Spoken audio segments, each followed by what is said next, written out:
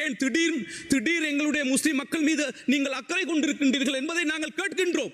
நீங்கள் உண்மையாக முஸ்லிம் சமூகத்துக்கு நல்லது செய்திருந்தால் நீங்கள் முஸ்லிம் மக்கள் உங்களோடு இருக்கின்றார்கள் என்பதை நீங்கள் நெஞ்சை நிமித்தி நீங்கள் சொல்வீர்களாக இருந்தால் நீங்கள் கிழக்கு மாகாணத்திலே மாகாண சபையை நடத்தி பாருங்கள். யார் கிழக்கு மாகாணத்திலே வெல்லப் போகின்றார்கள் என்பதை முஸ்லிம் மக்கள் உங்களுக்கு காட்டுவார்கள் என்பதை நாங்கள் இந்த இடத்திலே ஆணித்தரமாக கூறிக்கொள்கின்றோம். இன்று இலங்கை மத்திய வங்கியினுடைய மீளாய்வு பற்றிய அறிக்கை ஒத்திவைப்பு வேலை விவாதம் நடைபெற்று கொண்டிருக்கின்ற இந்த நேரத்திலே நான் என்னுடைய மாவட்டத்திலே மக்களினால் கொண்டு வரப்பட்டிருக்கின்ற 2-3 முக்கியமான விடயங்கள் சம்பந்தமாக இந்த சபையிலே முதலிலே தெரிவிக்கலாம் என்று நினைக்கின்றேன். அந்த அடிப்படையிலே சுகாதாரம் மற்றும் ஊடகத்துறை அமைச்சினால் சுகாதார சிற்றூழியர்களுக்கான விண்ணப்பம் கோரப்பட்டு கடந்த 7ஆம் தேதி 6ஆம் மாதம் 2026ஆம் ஆண்டு திருகோணமலை பொது வைத்தியசாலையிலே அவர்களுக்கான நேர்முகமான ஒரு இன்டர்வியூ ஒன்று நடைபெற்றதாக அறிய கிடைக்கின்றது.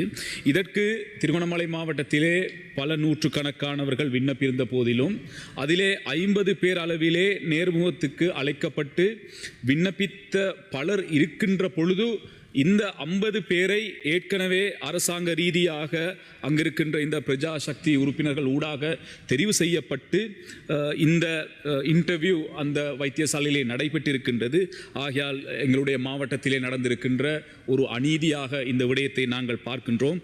ஆகையால் தயவு செய்து கௌரவ அமைச்சர் அவர்கள் இங்கு விண்ணப்பிக்கப்பட்ட அனைவரையும் அந்த நேர்முகத்துக்கு அழைத்து அதிலே சிறந்தவர்களை தெரிவு செய்ய வேண்டிய பொறுப்பு இந்த அரசாங்கத்துக்கு இருக்கின்றது. ஆகையால் அந்த விடயத்தை இந்த இடத்திலே நான் முதலிலே ஞாபகமூட்டிக் கொள்வதோடு, இரண்டாவதாக இந்த ரித்வா புயல் காரணமாக பாதிக்கப்பட்ட பலர் இருக்கின்றார்கள். அந்த அடிப்படையிலே எங்களுடைய மாவட்டத்திலே குறிப்பாக மீனவர்கள் பெரிதும் பாதிக்கப்பட்டவர்கள். ஆனால் இன்று ஏனைய விவசாயமாக இருந்தாலும் அல்லது கால்நடை ஏனைய பொதுமக்களாக இருந்தாலும் சிலருக்கு ஏதோ ஒரு அடிப்படையிலே நிவாரணங்கள் வழங்கப்பட்ட போதிலும் இன்னும் இந்த மீனவர்களுக்கான ஒரு நிவாரணம் வழங்குகின்ற ஒரு செயற்பாடு இன்று எங்களுடைய மாவட்டத்திலே இன்னும் நடைபெறாமல் இருப்பது உண்மையிலே ஒரு கவலைக்குரிய ஒரு விடயமாக காணப்படுகின்றது. ஏனென்றால் இந்த புயல் காரணமாக அவர்களுடைய பொருளாதாரம் மிக மோசமான முறையிலே இல்லாமலாக்கப்பட்டது. அவர்களுடைய உடைமைகள், அதாவது போட், தோணி, வலை போன்ற பல மீன்பிடிப்பு உபகரணங்கள் இதன் மூலமாக சேதமடைந்தாலும் இதனுடைய பதிவுகள் பெறப்பட்டு இவர்களுக்கான நிவாரண நடவடிக்கைகள் முன்னெடுக்கப்படும் என்று சொன்னாலும் இன்னும் அதற்கான நிவாரண ஏற்பாடுகள் இதுவரைக்கும் அந்த பிரதேசத்திலே வழங்கப்படவில்லை என்பது உண்மையிலே ஒரு கவலைக்குரிய ஒரு விடயமாக இருக்கின்றது. ஆகையால் அரசாங்கத்திடம் நாங்கள் கேட்கின்றோம், தயவு செய்து இந்த மீனவர்களுக்கான நஷ்ட ஈடை சரியான முறையிலே வழங்குவதற்கான நடவடிக்கைகளை கௌரவ அமைச்சர் அதே போன்று அரசாங்கம் முன்னெடுக்க வேண்டும் என்பதை இந்த இடத்திலே கேட்டுக்கொள்வதோடு, இன்று இந்த பிரஜா சக்தி தலைவர்கள் என்று எங்களுடைய பிரதேசங்களிலே ஒவ்வொரு பிரதேசத்துக்கும் நியமிக்கப்பட்டிருக்கின்றார்கள். இன்று அந்த பிரஜா சக்தியின் மூலமாக அரசாங்கம் என்ன விடயத்தை நீங்கள் உண்மையாக எதிர்பார்க்குகின்றீர்கள் என்பதை நாங்கள் தெரிந்து கொள்ள விரும்புகின்றோம். ஏனென்றால் இன்று ஜனநாயக அடிப்படையிலே மக்களால் தெரிவு செய்யப்பட்ட பிரதிநிதிகள் அந்த பிரதேசங்களிலே இருக்கின்றார்கள். குறிப்பாக இந்த ஒரு பிரதேச சபை அல்லது நகர சபையை நாங்கள் எடுத்து பார்க்கின்ற பொழுது அந்தந்த வட்டாரத்திலே மக்களினுடைய வாக்குகளினால் தேர்தல் மூலமாக வெற்றியீட்டி இன்று அந்த பிரதேசத்துக்கு சேவையாற்ற வந்திருக்கின்றவர்கள் இருக்கின்ற அந்த நிலைப்பாட்டிலே இன்று இந்த பிரஜா சக்தி என்று நேரடியாக அரசாங்கத்துடன் தொடர்பு படுத்தி உங்களுடைய கட்சி செயற்பாடுகளை வளர்ப்பதற்கான ஒரு நடவடிக்கைக்காக நீங்கள் இதை செய்கின்றீர்களா, அல்லது ஒரு நியாயமான உண்மையான அபிவிருத்தி மக்கள் மத்தியிலே கொண்டு செல்ல வேண்டும் என்பதற்காக நீங்கள் இதை செய்கின்றீர்களா என்பதை நாங்கள் கேட்க விரும்புகின்றோம். ஏனென்றால் இன்று மக்கள் பிரதிநிதியாக இருக்கின்ற அந்த உள்ளூராட்சி மன்ற உறுப்பினர்கள் பெரும் அசௌகரியத்தை அந்த இடத்திலே, அந்த மக்கள் மத்தியிலே, அந்த பிரதேசத்திலே அவர்கள் எதிர்நோக்குகின்றார்கள். ஆகையால் அவர்களுடைய அந்த மக்களுடைய ஜனநாயகத்தின் அடிப்படையிலே தெரிவு செய்யப்பட்ட அந்த உறுப்பினர்களுக்கான கௌரவத்தையும் நீங்கள் வழங்க வேண்டும் என்ற விடயத்தையும் இந்த இடத்திலே நான் கேட்டுக்கொள்வதோடு, குறிப்பாக திருகோணமலை மாவட்டத்தை பொறுத்தவரையிலும் பல குறைபாடுகள் காணப்படுகின்றன. அந்த அடிப்படையிலே கல்வி மிகவும் பின்தள்ளப்பட்டிருக்கின்ற ஒரு மாவட்டமாக காணப்படுகின்றது. நாங்கள் இது சம்பந்தமாக பல விவாதங்களிலே கலந்து பல விடயங்களை இந்த இடத்திலே ஞாபகமூட்டியிருந்தாலும் அண்மையிலே இந்த ஆசிரியர்களாக இணைத்துக் கொள்ளுகின்ற பரீட்சை நடைபெற்றிருக்கின்றது. அதற்கு பலர் அதிலே கலந்து கொண்டிருக்கின்றார்கள். ஆனால் திருகோணமலை மாவட்டத்திலே இதற்கான சரியான காடர் பதிவு செய்யப்பட்டிருக்கின்றதா என்ற ஒரு பிரச்சனை காணப்படுகின்றது.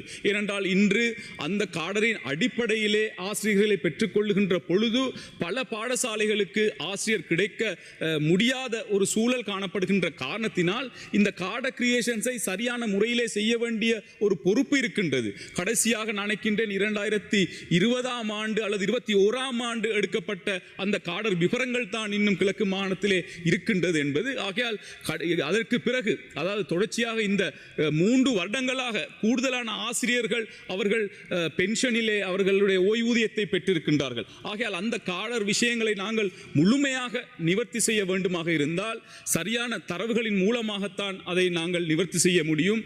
ஆகையால் கிழக்கு மாகாணத்திலே இருக்கின்ற ஆசிரியர் பற்றாக்குறையை சரியான முறையிலே அறிந்து அதற்கான வெற்றிடத்தை நிரப்புவதற்கான நடவடிக்கைகளையும் அரசாங்கம் மேற்கொள்ள வேண்டும் என்பதை இந்த இடத்திலே நான் கேட்டுக்கொள்வதோடு சபைக்கு தலைமை தாங்கும் உறுப்பினர் அவர்களே, நேற்று ஆளுந்தரப்பிலே இருக்கின்ற ஒரு முஸ்லிம் பார்லமெண்ட் உறுப்பினர் இந்த ஈஸ்டர் சம்பந்தமான விஷயங்களை பேசியிருக்கின்றார். இங்கிருக்கின்ற முஸ்லிம் பார்லமெண்ட் உறுப்பினர்கள் அமைதியாக இருக்கின்றார்கள், என்ன விடயத்தை இவர்கள் சொல்லுகின்றார்கள் என்பதை அவர் அந்த இடத்திலே பேசியிருக்கின்றார். உண்மையிலே நாங்கள் ஞாபகம் ஊட்ட வேண்டும், ஈஸ்டர் தாக்குதல் என்பது உண்மையிலே இந்த நாட்டிலே எதற்காக ஏற்படுத்தப்பட்டது என்பதை நாங்கள் விளங்கிக் கொள்ள வேண்டும். இன்று அந்த ஈஸ்டர் தாக்குதலின் மூலம் நாட்டினுடைய இந்த பொருளாதார வீழ்ச்சிக்கும் ஒரு பிரதான காரணம். அந்த ஈஸ்டர் தாக்குதலின் மூலமாகத்தான் பல உயிர்களை காவு கொள்ள வேண்டிய ஒரு சூழலுக்கு தள்ளப்பட்ட எங்களுடைய கத்தோலிக்க சகோதரர்களுடைய அந்த நிலைப்பாட்டை நாங்கள் புரிந்து கொள்ள வேண்டும். அதன் காரணமாகத்தான் முஸ்லிம் சமூகம் எத்தனையோ பிரச்சனைகளை முகம் கொடுத்து இந்த சமூகத்திலே ஒதுக்கப்பட்ட ஒரு சமூகமாக மாற்றப்பட்ட ஒரு விடயம் அந்த ஈஸ்டர் தாக்குதல்.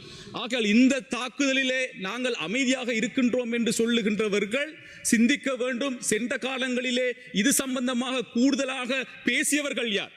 பார்லமெண்டத்தில் மாத்திரமல்ல, நாங்கள் எத்தனையோ ஆர்ப்பாட்டங்கள் செய்திருக்கின்றோம், நாங்கள் எத்தனையோ ஊடகங்களிலே கருத்துக்கள் தெரிவித்திருக்கின்றோம், எத்தனையோ எதிர்ப்புகளை நாங்கள் தெரிவித்திருக்கின்றோம்.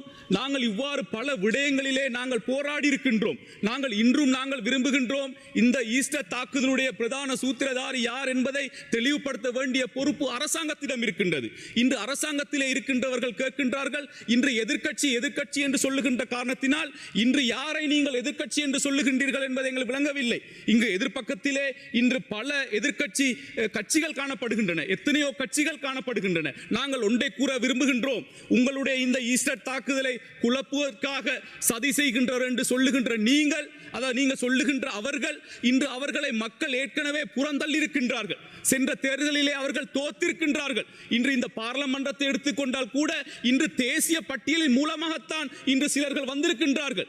ஆகையால் இதை நீங்கள் மீண்டும் மீண்டும் பேசுவதிலே எந்த ஒரு அர்த்தமும் கிடையாது.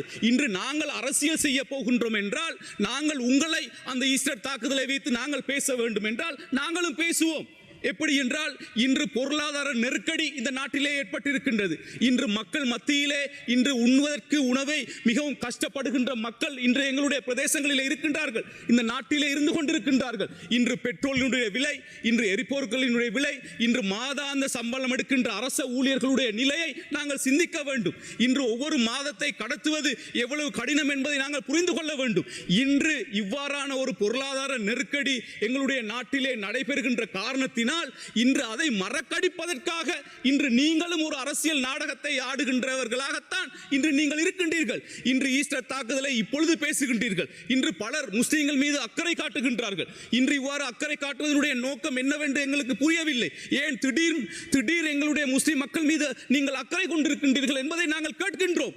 நீங்கள் உண்மையாக முஸ்லிம் சமூகத்துக்கு நல்லது செய்திருந்தால் நீங்கள் முஸ்லிம் மக்கள் உங்களோடு இருக்கின்றார்கள் என்பதை நீங்கள் நெஞ்சை நிமித்தி நீங்கள் சொல்வீர்களாக இருந்தால் நீங்கள் கிழக்கு மாகாணத்திலே மாகாண சபையை நடத்தி பாருங்கள்.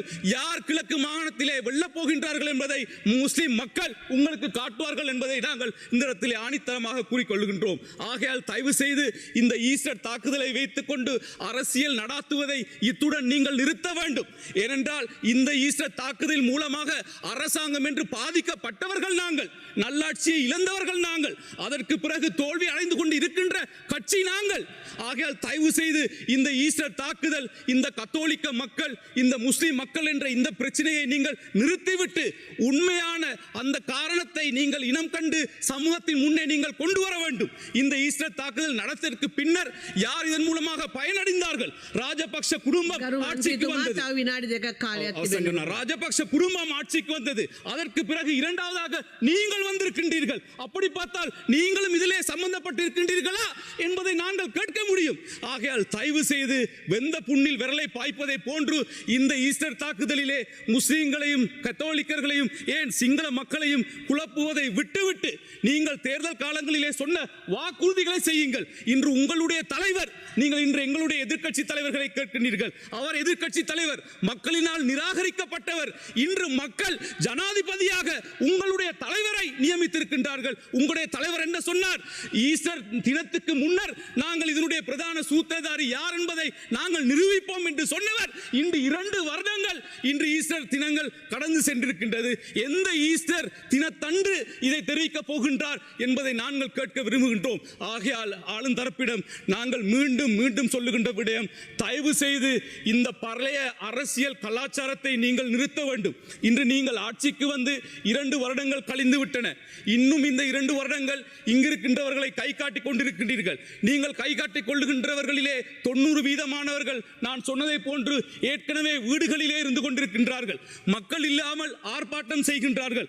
மக்கள் இல்லாமல் இன்னும் தனிமையாக்கப்பட்டிருக்கின்றார்கள். அதிலே 1-2 பேர் தான் இன்று தேசிய பட்டியல் மூலம் இந்த பார்லமெண்டத்தில் இருந்து கொண்டிருக்கின்றார்கள். ஆகையால் இந்த ஈஸ்டர் தாக்குதல் என்பது உண்மையிலே கட்சியாக எங்களுடைய கட்சி பாதிக்கப்பட்டிருக்கின்றது, முஸ்லிம் சமூகம் பாதிக்கப்பட்டிருக்கின்றது, இந்த கத்தோலிக்க சமூகம் பாதிக்கப்பட்டிருக்கின்றது. ஆகையால் மீண்டும் அதை நினைவுபடுத்தி அந்த மக்களை வேதனைப்படுத்தாமல் தயவு செய்து இந்த விசாரணை சரியான முறையிலே நடத்தப்பட வேண்டும் என்பதுதான் எங்களுடைய விருப்பம். இதற்கு நாங்கள் குரல் கொடுக்க வேண்டிய ஒரு அவசியமோ இதை கெடுக்க வேண்டிய ஒரு அவசியமோ எங்களுக்கு கிடையாது. நாங்கள் இதற்கு பக்கபலமாக இருப்போம். இதனுடைய பிரதான சூத்திரதாரி யார் என்பதை நீங்கள் மிக விரைவிலே நீங்கள் தெளிவுபடுத்தி இந்த நாட்டுக்கு நீங்கள் வெளிப்படையாக காட்ட வேண்டும் என்பதை இந்த இடத்திலே கேட்டு முடித்துக் கொள்கின்றேன். மேலதிக செய்திகளுக்காக எமது யூடியூப் தளத்தை சப்ஸ்கிரைப் செய்யுங்கள்.